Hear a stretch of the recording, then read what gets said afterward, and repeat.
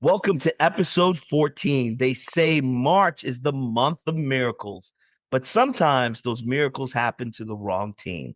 Last week, the 919 was the center of the basketball universe. Today, it's quiet. We watched the Tar Heels get bounced in the opening round, leaving a program in transition and searching for a coach and searching for answers. And then that moment that will be played in Durham for a generation. It's the Elite Eight, seconds on the clock. Duke is a breath away from the Final Four. And then UConn launches a prayer from 50 feet out, a half court heave that defied physics and shattered everyone's bracket. It wasn't just a buzzer beater, it was a heartbreaker. Today, Darryl and Will are picking up all the pieces. We're talking about what ifs, what now, how the season of so much process, promise for both teams was just shot down at midcourt. This is the Blue Blood Rivalry Podcast. Grab your seat. We have a lot to process today. The Blue Blood TV podcast is available on Spotify, iTunes, or wherever you get your podcasts. Remember, guys, these shows grow when you share them. So we have a great show here. Share them with all your friends. Make them aware of the Blue Blood TV podcast. Darryl, Will, what's going on? Darryl, you all right, man? You there, Darryl? Good afternoon. Good afternoon, fellas. Good afternoon. Darryl, are you there? No, Are you mentally there? yeah, how you feeling today? Hassan, you mentioned that the shot was breathtaking, and I think at this point I'm still feel like I'm suffocating. Still feel like I'm trying to catch my breath at this point, to be honest. So let me ask you a question, Darryl. Duke inbounds the ball. They actually got it inbounded. They get the ball to their point guard. UConn plays incredible defense, and they pick off the play. What are you thinking right there, Darryl? 7 seconds left. Oh no. Not again. Not again. Did you think not again, or did you think like there's not enough time? Honestly, coming down the stretch, I started to get that little bit of anxiety because it's PTSD, right? We couldn't get the ball in bounds last year. We found ourselves in a similar situation last year, and when we got the ball in bounds, I started to pour up a shot. I was ready to celebrate. And Caden Boozer gets the ball at half. I think they're about to foul him. He's 6 or 6 from the line for the day, having one of the biggest games of his life. And when he passes that ball and it's tipped and it starts rolling around half court, I started to think, oh no, not again. Okay, let me get the rivals' perspective. Will, we all saw it, 50 feet, 2.8 seconds left. Yeah, it was wild. As a Tar Heel, and be honest, when the ball left the UConn player's hand, were you thinking about Duke in the Final Four? Or did you have that gut feeling the 919 was about to have its heart broken at midcourt? Did you think that ball was going in, Will?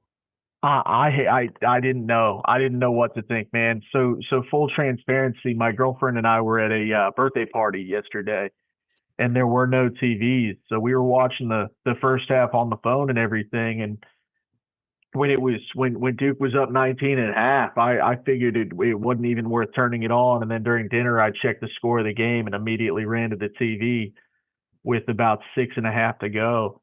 And I mean, she and I sat there, and she was in just as much disbelief as I was. Man, that was just a hell of an ending to a basketball game, and it looked like Duke was just kind of scrambling there at the end of the game, and they just looked out of sorts, man. I mean, if you're Caden Boozer and you hold on to that ball, we're having an entirely different conversation. Okay, so Darryl, I noticed two things.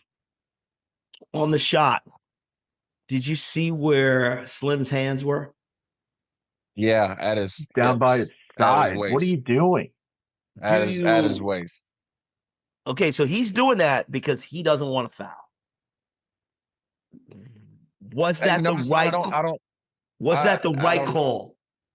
I don't know. And now that I haven't seen a post game interview where maybe he said that. What I got from it was that I think that he froze. I think he looked like he was in shock. It looked Like like he did. Daryl, you're spot on with that one, man. yeah, I mean the look on his face, and I love this the side by side shot where they're showing John Shire as he's encouraging him to put his hands up, and all I can think of is Mark Jackson, hands down, man down, right? And Isaiah Evans just looked like he was in disbelief that this shot even went up. I think he thought that the shooter Mullins would have taken a dribble or a couple dribbles. I think he thought that he had, I think when as he saw him raise up to shoot he couldn't even believe he was going up with a shot. But I tell you this, when he shot it, Hassan, I called cash because it looked so good. It looked like It he was looked shooting it from clean. 15 feet away. I It mean, looked clean, it man. That was was that was wild. it was a great shot. It looked like it defied physics. So, Darryl, let me ask you a question. In the huddle, John Shire has got the ghost of yesteryear on his shoulder. What do you think he tells his boys in that huddle? What was the coaching directive, Darryl? Listen, we beat John Shire up all year about inbounds plays from last season. I think that he was so concerned. Again, PTSD, right? As a coach, it's trial and error. You live and you learn. And last year they couldn't get the ball in bounds. I think he ran plays. He figured that part out, and that was his biggest concern. Was hey fellas, let's get it in bounds. Let's get it in bounds. I don't know if it was let's get it in bounds and let's get to the line. I really think it was let's get it in bounds, and he assumed from that point he sends his best free throw shooters to the line. He's got his best free throw shooters in the game and he feels as if the inbounds is the biggest obstacle. But what he didn't know was that he had what I mean, he had a freshman on the court, but what he didn't know was the freshman was going to throw the ball to his teammates down the court, trying to just get rid of it, as opposed to holding it and taking that shot. I think Caden Boozer was really looking for that victory lap. He was looking to get it out of his hands as quickly as possible, especially knowing what happened last season to finish it off, to seal the deal. This game was so grit and grind down the stretch that I think he was trying to get it off just to get that sense of relief that, oh my God, we finally accomplished it. We made it through this battle and it got tipped, man. He didn't throw it high enough.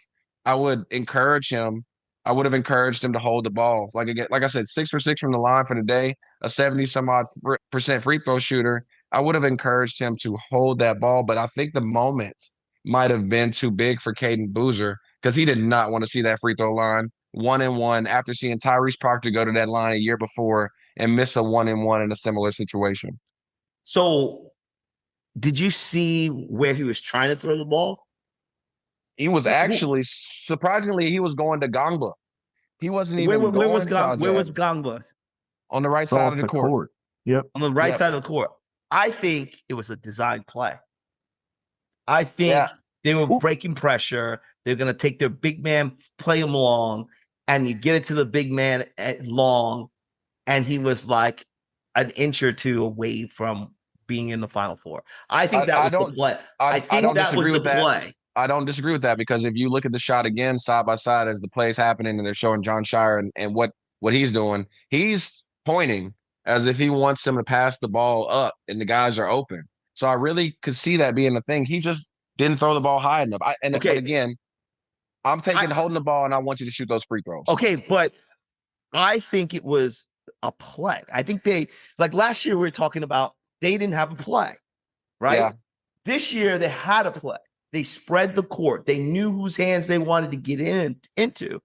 And I think they executed the play. But for this circumstance, up to, all you needed was to inbound the ball and take the foul. But I think they ran the play. What do you think, Will? Yeah, I mean, I think it was a design play just based off of Shire and the kind of the sideline, the hand gestures, the mouthing. You could see the lip reading. it was definitely a design play. It was just a really poorly designed play. Like, did you hear It Grant was a Hill on poor the sideline? pass, Will. It was a poor No, but pass. did you see Grant Hill on the sideline? Did you guys see that clip of his reaction? I No, missed that one. tell No, us about so it. I forget who he was calling the game with, but the other guy looked like he had a stroke, and Grant Hill's like, why in the fuck do you not just go down and let them foul you? Because it And was a play. everybody's sitting there saying it. So that's poor coaching. Like, we're going back to, yeah, last year he didn't have an inbounds play, and this year he had a piss poor inbounds play, and they ended up turning the ball over and losing the game. Like, I played basketball in church ball in YMCA, and I know that you've got a guy who's 6 of 6 on the for the game, right? And even if the UConn didn't have any more timeouts, like, even if you go down and you miss the front end of the 1-and-1, they've still got to go the length of the court with no timeouts. Like, it seemed like simple basketball 101. I just think it was a piss poor play. No. I think it was a good play. I thought it was poor execution, but it wasn't the play they needed. So I think John Yeah, it Shire, was a bad time. It was bad. It was poor timing. Great inbound, great play, poor execution, poor timing. poor timing, and John Shire was coaching against the ghost of last year. And what he did not do is look at the situation and say, we're up to, if we get the ball in, just take the fucking foul.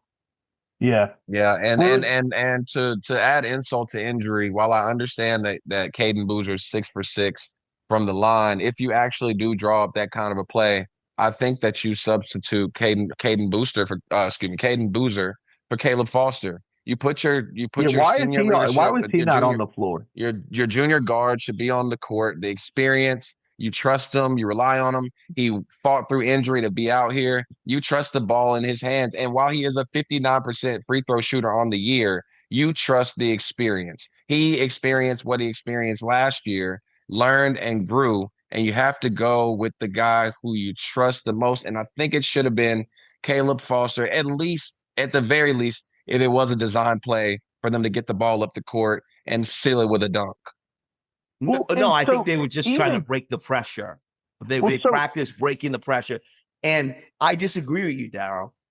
I don't think that you put the worst the free throw shooter. I think they had the right guy there. But I think in the huddle, you say, if we get the inbound and we get it to Caden Boozer, take the foul and let's go home. Yeah, I agree. If that's what we're doing, is taking fouls. Because But so that was if we're running, but they ran the play. That's what well, I'm that's the trying to thing. get at.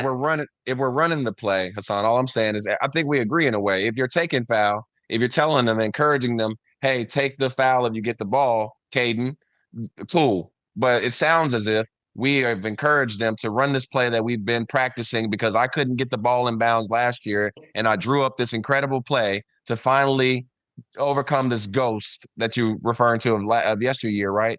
Then at that point, maybe I put a little bit more leadership. Maybe I put a little bit more experience on the court because I trust the guys with the ball in their hands who have the most experience, who have been in college for a few years. And I'm not saying that you can anticipate Caden Boozer throwing that ball away, but I'm putting the guys I trust the most out there. If my intention is to run that play and break that press. If I need a free throw shooter, Caden Boozer. If I need a press breaker, a reliable source, reliable resource, then I'm going with Caleb Foster. But we'll be debating that for the next 10 years. well, I think the biggest thing that we're overlooking here is Bob Hurley's coaching job down the stretch in that game. Like, or I mean, Duke was expecting to be fouled, right? I mean, you for all intents and purposes, you get the ball, you're expecting to be fouled, and to have the cojones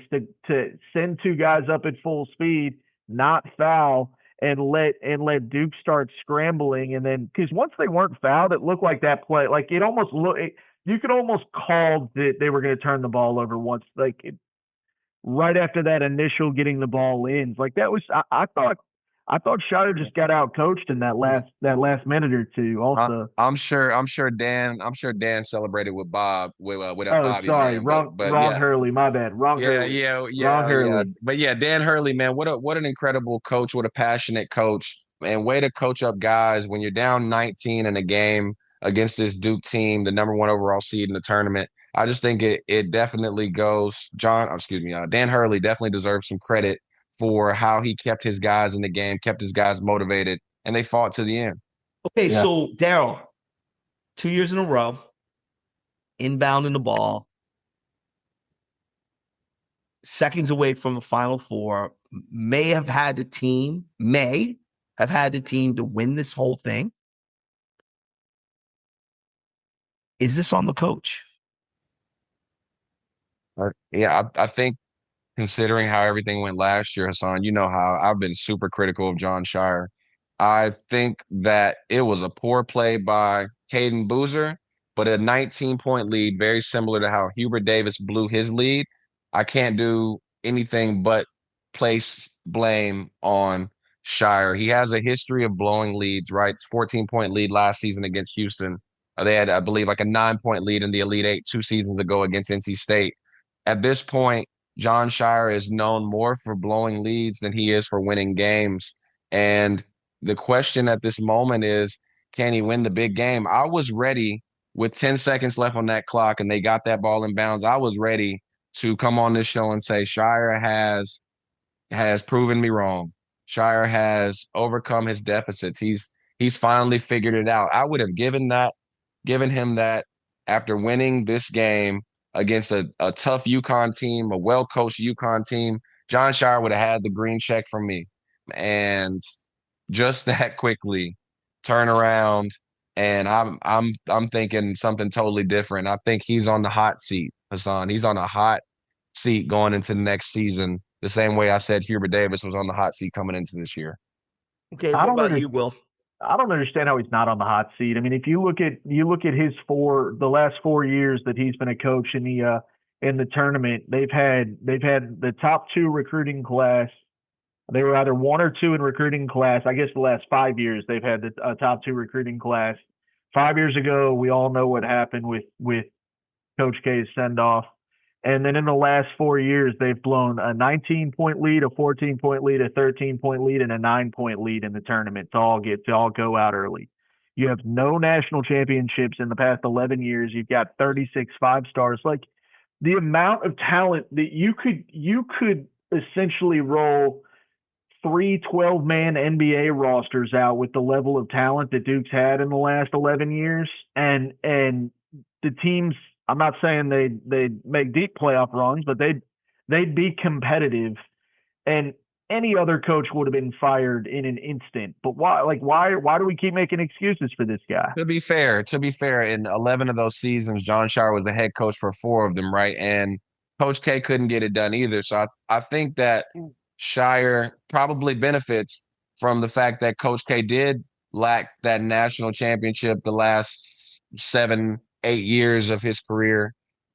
Whatever the math is, I'll let you do the math. But the last several years of Coach K's career, that championship eluded him despite the talent. And I think that might be buying John Shire some time, right? The ACC tournament titles, the regular season titles, but that leash only goes so long. And I think right now he's getting near the end of it for somebody who's never appeared in a national title game with the amount of talent that he's had. Yeah, I just think that with if you're rolling that much talent out, like how long of a leash do you want to give the guy? I mean, it's 1 more year. I mean, I don't enough think it rope to goes hang beyond this himself year. with. If it's the same result, I think at that point Duke's going to start preaching insanity next year. Yeah, Okay, so let's talk about how that 19-point lead was cut, right? Do you guys know that UConn missed 18 of their first 19 attempts from 3 points? yeah. Yes. They only made what, 5 all game, 6 all game? Yeah, they made Yes. 5. They made 5, and they got those 4 going down the stretch with like 7 minutes left. right? They Yeah. hit back-to-back triples to gain momentum, right? So UConn was having like a shooting deficit. I mean, if they hit half of those or 30% of those first 19 shots, that's a totally different game, right? And so my question to you is what was going on with Duke? Why did the offense sputter in that second half? I think personally, we've been talking about this for a while now, and we talked about Cooper Flag last year, and you guys have talked about Cameron Boozer this year, and I've mentioned how consistent he's been. And this is not. Let me be very clear. This is not on Cameron Boozer, but I think it's 100% on coaching. Cameron Boozer, in my opinion, had a good game. He is not the reason they lost. 27, 8, 4. That is respectable for an Elite Eight appearance. And down the stretch, he had some clutch buckets. This is not on Cameron Boozer, it's on the coaching. Isaiah Evans, there's no way you can go 10 for 15 in the Sweet 16 against St. John's, as hot as can be in the same gym, and scoring 25 points and follow that by putting up 6 shots. I mean, 2 for 6, 1 for 4 from the three. There's no excuse for Isaiah Evans only shooting the ball 6 times following that performance. There's no excuse for Cameron Boozer having 21 field goal attempts and the rest of your team having 27. I think that they started to they got up, Cameron Boozer even said it, they came out flat in the second half. I think that we talk about experience. I think a young team got a little overly excited. I think they thought that they had UConn dead in the water, and they came out flat, and UConn did nothing but continue to chug, and to keep cutting the lead, keep fighting again, continue to battle through adversity. And down the stretch, while Duke may have still made some good plays, they got some critical buckets. I think they got tight. And I think that they started, as the clock started winding down and the score got closer, those players were reminded of what happened last year, because we all saw it. And they were the team that was supposed to overcome the ghost of the past. And that ghost crept up on them as quickly as possible. And it wasn't Casper the Friendly one, And I'll tell you you know that what they much. did? You know what they did, Darryl? What's that, Hassan? They ran the play from practice. Yeah, they did. They ran the play They from ran the they ran play. the play from practice. And They and ran I the have to play. give John Shire credit while I also tear him down. Man, what a way to inbound the freaking ball. But the damn next couple passes should have never happened. Take the foul. It's 10 seconds left. You can keep the ball 10 seconds in the back court if you have to, right? Throw it at the 9th second. Just throw it up. The game is over. If they don't want to foul you, then the game is over. Throw it straight up in the air. Did you as high you as you guys can. did y'all see the clip I sent you right before we came on today? I saw it, you sent it, Will, but I didn't get a chance to watch it. Okay. So essentially, what it is it's a split screen, and it's Shire in practice or in the film room with the guys, and he shows a clip of a God, I can't remember. It's a Suns and somebody else game. It might have been the Cavs, but yeah, Suns, I know an NBA Suns. game. It was a 2-point game. The Suns have free throws. They go down. They miss the free throws, and the ball bounces around a little bit. The other team gets the ball right on the end line, and he pauses it, and he's like, "All right, so what do you do in this situation?" Literally asks. You hear half the guys go, "You throw it down the court," and he goes, "Okay," and he goes, "You throw it as high as you possibly can, and the game's over." And he hits play, and the dude tosses the ball 30 feet up into the air. Time expires, and they win the game. And you're sitting here. He coached these guys.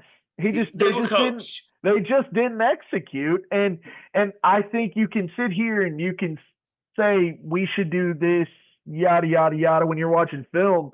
But if you can't translate the film room to the court, then that's on the coach as well, I think. Well, let me guess. Was Caden Boozer one of the guys that said you throw it down the court? I think so. Yeah. And he did. He ran the play. So listen, the play should have been, if we inbound the ball, first person take the foul. Yep. Absolutely. That's Absolutely. it. And then the game is won, right? Because now we have, if we get to 2, we get to 2, But what I think is like, they didn't want to take the foul because what if they go 1-1, right? Yeah. Then UConn gets a chance to come down the court, right? Come down the court and shoot a three, right? Because if they take the foul, they're going to take it early, right? So they ran the play. That's Yeah, what and happened. I think They and it ran the was play. and they were in the 1-1, and I think when Caden Boozer got the ball in his hands, I do believe that crossed his mind that I would have to go to the line. It probably crossed his mind before he got the ball. I have to go to the line, and I would have to hit the front end of this 1-1 because Correct. if I don't, we could be in the situation. But guess what? He threw the ball away, and they ended up in the exact same situation that he dreaded going to the line to see. Okay, Yeah. so let's switch a little bit. Will, is John Shire on the hot seat? I think he should be. I don't know if he is. I mean, he's not going anywhere, but I think he should be. Okay. Boozer legacy, Darryl. Karen Boozer had a monster tournament leading up to this. Does an Elite Eight as a freshman feel like success? Is this the standard for Duke, or is it national title or bust? What's the deal, Darryl? Yeah, we know better, Hassan. It's not the standard for Duke. The same way I said it wasn't the standard for Carolina last episode. And Cameron Boozer had a hell of a season, man. This is one of the best first year freshman season that we've seen in a while, in a long time. Consistency. We've talked about it all year, but that's overshadowed by how the season ended because at Duke, despite going 27, 8-4 in an Elite Eight game where you had critical buckets down the stretch, you lost the game. And guess what? The last name of the person who threw the ball away to lose the game was Boozer. They might not be able to differentiate the two 10 years from now when they're telling the story. It'll end up being Carlos Boozer that threw the ball away. Okay, if I'm Nike, I go to the Boozer brothers, and I go to Caleb Williams, say, here's 20 million. And we're going to split it between you guys. And we're going to run this thing back, right? Because I think everybody wants to see the Boozer boys because they were impeccable the entire season, come back and right what went wrong. What do you think, Will? I didn't Caleb declare? I Did thought he he I thought he declared declare? already this week. I thought he did it on Instagram. Let me see. I think he did. I mean, obviously everybody wants to see, man. That first game was electric. Boozer is electric. I think Wilson's electric. I do think the only one coming back is Caden Boozer. Yeah, I mean, listen, well, he did declare, but there's a lot of guys that declare, and Yeah, there's I a mean, lot of guys that get drafted and they come back, right? Like you yeah, can he come, he didn't right? sign an agent or whatever that rule is, so he's still good for the right price. Yeah, it's all about money, right? Yep. They're here to make money. I would love to see them bring it back. I don't think they will, but I would love to run it back. What do you think, Darryl?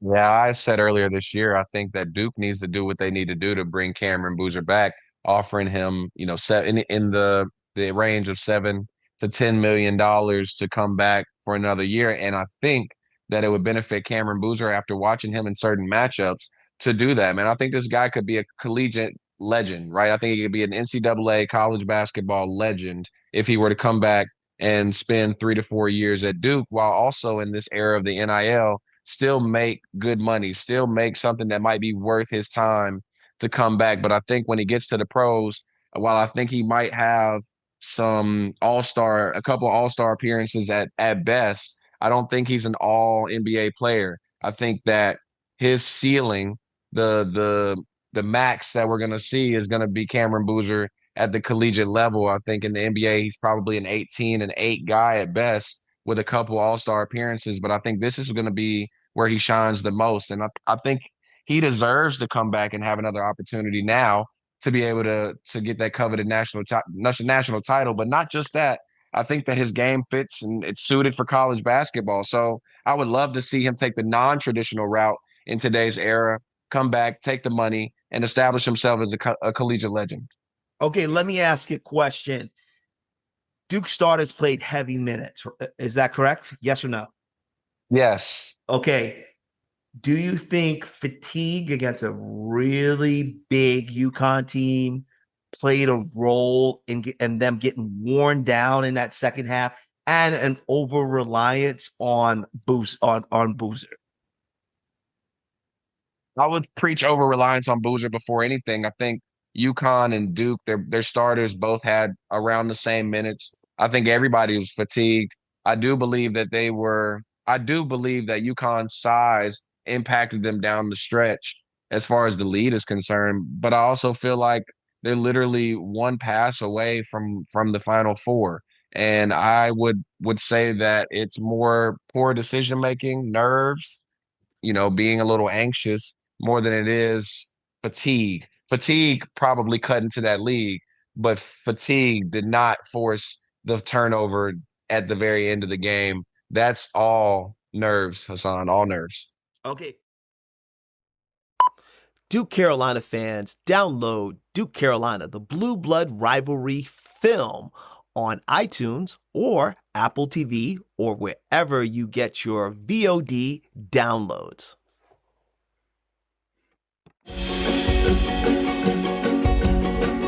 Hey, Queen, you know you my guy, right? I'm always pulling for you. Tonight, when you step on the court, I step on the court too. And we in it.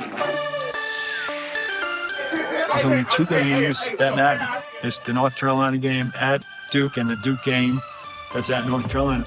When we wake up on game day, there's a knot in my stomach. We've been up since 6 a.m. this morning watching recorded Duke Carolina games. I watched the Rivers side about 15 times. Yeah. Rivers on his own.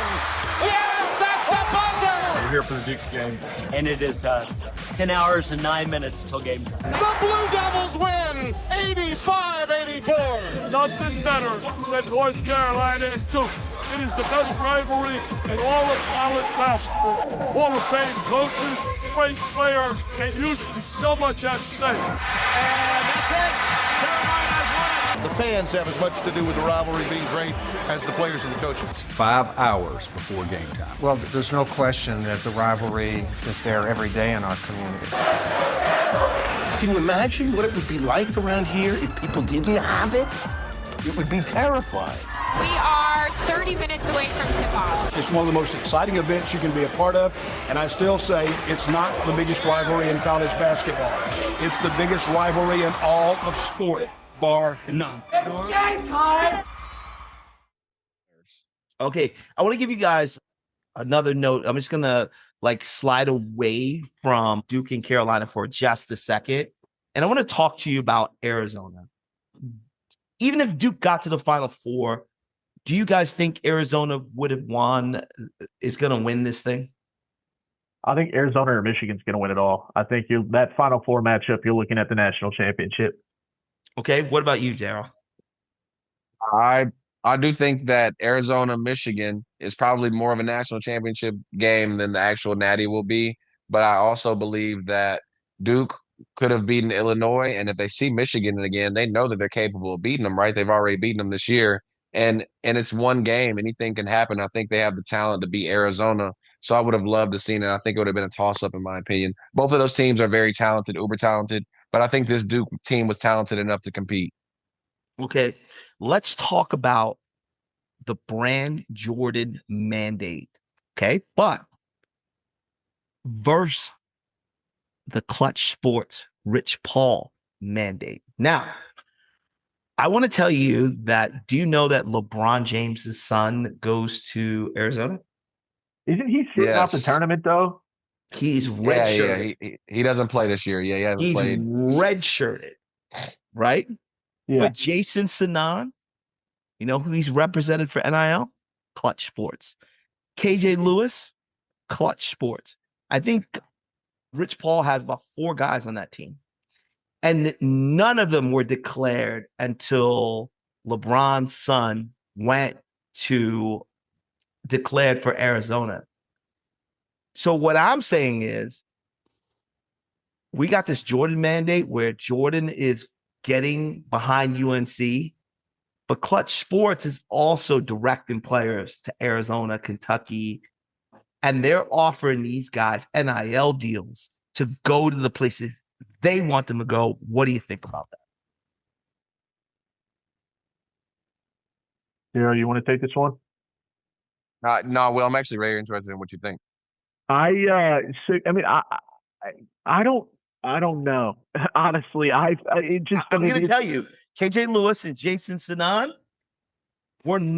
did not commit. Everybody committed after James decided to pivot. True.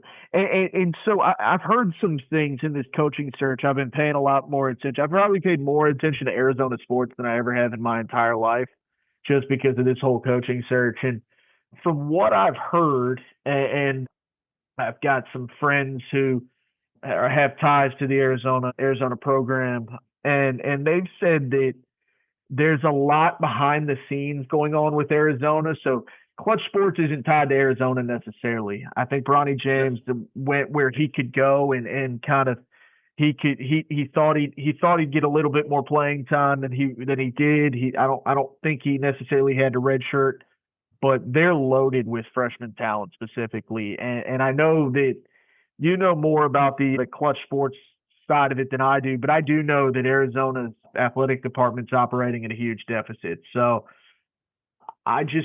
it's interesting. This whole thing is going to be real interesting to see how it shakes out. Let me tell you something. Let me tell you what I think. Yeah. Bryce James, right? Yeah. He serves as a seal of approval for elite prospects, right? So yeah. LeBron James, Clutch Sports, get LeBron James to say, okay, we're going to send Bryce to Arizona. That tells elite prospects that Tommy Lloyd's system is viewed by professional agents as a premier environment for the NBA. What are your thoughts on that, Darryl? Yeah, I definitely agree with that. I don't think that LeBron James sends his son, who, we know, LeBron James, listen, we have seen him as a stand-up father, and he's always been, one of the top athletes who very rarely, if ever, has been in trouble. And that's very rare. But he's been a great dad from the public eye. And I think that LeBron James sending his kid to Arizona says a lot, because LeBron James knows the business of basketball, and having the LeBron James stamp, LeBron James seal of approval, it means a lot. It means a lot to recruits. We were talking last week about Carolina's coaching saga. We talked about Vince Carter. We talked about Jerry Stackhouse, and we talked about Kenny Smith. We talked about these guys that these kids hardly know, and what that means for the university as far as getting these recruits. Well, what do you think these guys think about LeBron James, a player who they do know, right? A player who many of them know as the greatest of all time because they never saw Michael Jordan play. LeBron James sending his son to Arizona, I think, stamped Arizona as a program to be reckoned with when it comes to pro potential, when it comes to prestige, and when it comes to prominence going forward. And I think that we will see that. We're seeing that this year, and we will see that for years to come. Okay, so let me talk about the professionalization of the NIL. What I think is Clutch Sports says, we like Arizona, and we're going to move Arizona away from the traditional booster-led NIL models. And we're going to move them towards a pro-style endorsement structure. So now this guy comes out of high school. He says, okay, I'm going to be with Clutch Sports, right? So an athlete like Sanan and James, look at their marketing deals, national level marketing deals. So Clutch Sports is saying, okay, well, we want to get these guys now. We want to put money in their pockets now. And the athletes are saying, well, Clutch Sports has the most influence with the NBA, and we're going to put the right players around LeBron's son, right? But what this model also allows the basketball coaches to focus on basketball, not fundraising, and the agency handles the players and the brands, right? So let's talk about like elite pipeline reputation. Arizona partnered with Clutch Sports to compete with the Blue Bloods because they don't have Brand Jordan. They don't have Nike. They don't have this blue blood history. So they said, okay, let's tap into the agencies that these guys want to get to. And then the agencies have the brands, and we give them the brands, and everybody's happy. Will, what do you think? Yeah, I agree with you to a point. I do think the Clutch has kind of attached themselves. I mean, Arizona's still a Nike brand, and I do think Clutch is in the market of attaching themselves to a coach, not a program.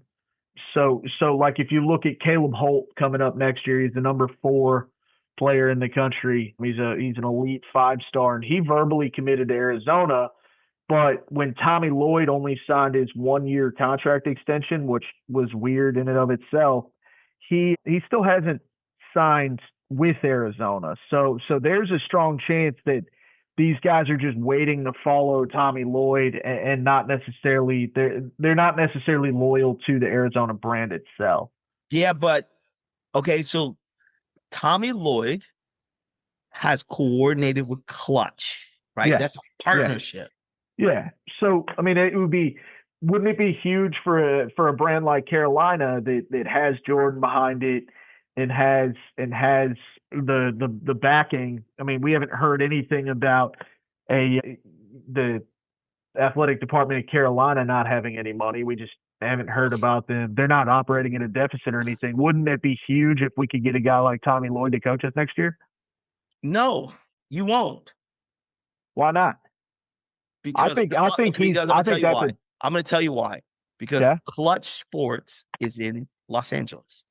Okay. That's where they are, right? So if I am Clutch Sports and I'm Rich Paul, I'm going to decide on the destination that I want you to go to because I want to go see my new NBA stars, right? So next year, right? You heard of a guy named Caleb Holt? Yeah. Choosing Arizona over Well, traditional like Kentucky, like Carolina. My whole thing though is that he's only a verbal commit. Why hasn't he signed? Well, I think he's gonna sign, and I think they're going to put the right players around Bryce James because Clutch Sports is influential. Darryl, take it. What do you think? Let me tell you this, Hassan. You like that angle, though, good, right? You like where I'm going with this, right? Yeah, it sounds good. I think attaching the Clutch Sports attaching itself to a team, to a brand. Again, like you said, West Coast, right? Nike's just right up the road, not too far, almost next door neighbors out in Oregon. And I think having that area, being in the vicinity of all of those things between Los Angeles, as you mentioned, Arizona, Oregon, and having the resources, I think it's a smart move for Clutch Sports to attach themselves to a program like Arizona. What I'll also say is that if they're surrounding Bryce James with players and they're going to be leaning on Bryce James, then they're going to be in trouble. I think that it will benefit Arizona to retain Bryce James for 4 years, considering one, he's really not a pro prospect at this moment, and I don't foresee him being a pro prospect immediately. I think he's a 4-year player, but having him for 4 years and having those ties to LeBron James and ultimately the ties to Clutch Sports only does benefits for Arizona, right? And so I think it's smart on all fronts and for Clutch Sports to get a hold of some of those pro prospects through Bryce James in a way, but also for Arizona to get a hold of those pro prospects, similar to how the Brotherhood that Duke has been bringing that talent in for several years now. Clutch Sports now attaching themselves to this program, it affords the same opportunity. And I think this benefits a lot of different people, a lot of different organizations, and ultimately I think it ends up being a positive experience no matter what they decide to do. Okay, guys, let's shift gears a little bit. Let's talk about the 919 perspective. All right, like on the ground, Tobacco Road, the rivalry sting. Okay, let's talk about like the rivalry sting, right? UNC goes out in the first round. Duke has like a week and a half of bragging rights. Does losing a half-court heartbreaker with a team that has NBA guys all over it, what is worse, the first round or the survive and advance that ends in ultimate discomfort and pain for the Duke fans? Will, take it. Okay, go ahead, Will. I'm sorry. Darryl, you got it. I really think it depends. I think it depends on who we're asking about. What audience are we catering to? Or are we asking who's it worse for? If you're talking about Hubert Davis, it was worse to lose in the first round, right? For sure. The 19 to lose a 19-point lead in the first round. If you're talking about fandom, right now in this very moment, we're prisoner of the moments, right? So it's more difficult for Duke fans to stomach a almost half court buzzer beating shot after having a 19-point lead. What I think ultimately is they're both bad in their own way.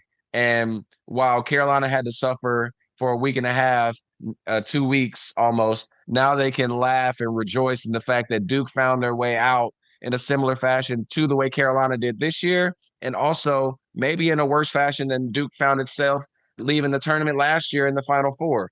And so I think it really just depends on the audience and who we're referring to when we ask who is it worse for. We talking coach, we talking fans, we talking players. Will, take it. That was such a political answer, and I respect it. But I think if we're going straight fan opinion, I think Duke's is worse. I think you feel worse if you're Duke. If you look at Carolina's situation, anytime you blow a 19-point lead, you don't get out of the first weekend, past the first round, whatever, it stings. But once Caleb Wilson, our best player, was out, expectations were low at best. And with you guys, you continue. ESPN blows smoke up our behinds about how great Duke is, about John Shire, about the boozers. That's all we got to see and hear about. And for y'all not to even make it to the Final Four and lose on a buzzer beater I think that's a worse way of going out from a fan perspective. Listen, but I do have to say, guys, real quick, Hassan, I do have to say that, Duke gets all the credit. They get all the glory. And I do believe that this was a good Duke team. But this morning I was listening to the radio on the way to work. And it's funny that they said if this Duke team was in any other conference, right, they wouldn't have been a 2-loss team going into this tournament. They weren't an invincible squad. This is not last year's team. I've said it all season. I think last year's team was far more talented. I think this Duke team had talent, but I think at best, realistically, they were a Final Four team. I think that they would have been the third best team in the Final Four if you take an objective stance and looking at their roster. I think they had one of the best players in the country, but I think how the roster was constructed, ultimately, they didn't have the depth to really compete on the larger scale with Arizona and Michigan. I think a Final Four appearance would have only been poor because of the expectation and how they've created this narrative. But I don't think this was an elite Duke team. I think if you take a step back, that's a good point. I think if you take a step back, I think the Duke fatigue comes from ESPN, from the national media, talking about the boozers every game. Every game there's Grant Hill, Jay Billis, Jay Will, whatever. Look at the commercials, man. It's so in your face. Duke is just in your face all the time, and so where before we got to hate Greg Polis, we got to hate Christian Laettner, we got to hate Woj. Who was the guy who Grayson Allen? Sorry, the tripper. We got to pick a player and we got to hate them. Now we can just hate them because of how much they're trying to force Duke down everybody's throats. Well, I think it's really tough to be a Duke fan. I'm a Carolina fan, right? And I'm sitting here on Tobacco Road, and I just hate it when I see Duke with all these 5 stars, right? 36 5 stars since 2015. Is that correct, Will? It's insane. Yeah, it's correct. 36 5 stars, right? And I'm like, I wish the names on that list, Haas, are just silly too. Do you want to read a couple of them? I don't even have the list in front of me. I mean, Darryl, help me out here. Yeah, I was going to say, give me a second. I'll pull the list up, but do your thing, Hassan. But it's really hard to be a Duke fan. Like, I'm not a Duke fan. If you think about it, we're 2026, 2022. They lost a game in New Orleans, Coach K's final season, to Carolina in the Final Four, a game that's never happened. Then they had to endure losing at Cameron for Coach K's retirement party. I mean, being a Duke fan is painful because the level of recruits that they're bringing in are so good that the expectations are so high, right? A Carolina fan over the last Roy tenure is you're coaching up a team for 3 or 4 years, and then we make a run, right? So we made runs in 9, 17. What was the other one? It was 2005, Will? We 05, 09. We should have won it in 11 had Kendall Marshall not gotten hurt. Yeah. 17. I mean, we made it in 16 as well. 22. 22. Right? Yeah. I mean, we've even had the appearances have been there as well, not just the championship wins, but the championship. Hey, so I'm gonna name just a few of them. This isn't every single one of them, but you're talking Jason Tatum, Zion Williamson, ridiculous, Cooper Flagg, ridiculous, Paolo Banchero, ridiculous, R.J. Barrett, ridiculous, Con Knipple, ridiculous, Cam Reddish, ridiculous, Marvin Bagley, ridiculous. The list goes on, and you look at the NBA, and it's full of Duke players. But guess what? It's also full of, as far as the Duke players are concerned, 0 national championship Zero rings. national championships. That's why I'm saying it's extremely tough to be a Duke fan. I mean, because they have endured hard losses. Like 22 was probably the hardest loss because I was in New Orleans. I was sitting on the 4th row, and Duke fans were booked through Monday because they just knew they were going to win the championship. And they knew they were going to beat Carolina. They said Carolina cannot beat us twice. Okay. How many times, Huss, just you alone, how many times have you heard Duke fans anoint themselves the greatest thing since sliced bread and guarantee a win? They cannot do this. They cannot do that. And how many times have you, tell the listeners how many times you've told your Duke friends, be careful, be careful. No, I have to tell these guys, this is the blue blood rivalry. Anything can happen. I don't care what your record is. I've been following this rivalry for 35 years, connected to it. And I'm like, you cannot have a party on a Duke Carolina day because this is the team that can come to Cameron and win. You cannot. And I'll tell you, in New Orleans, 2022, I was one of the Carolina fans. A Kansas fan came up to me and said, do you care about this final? I said, oh, we'd love to win it.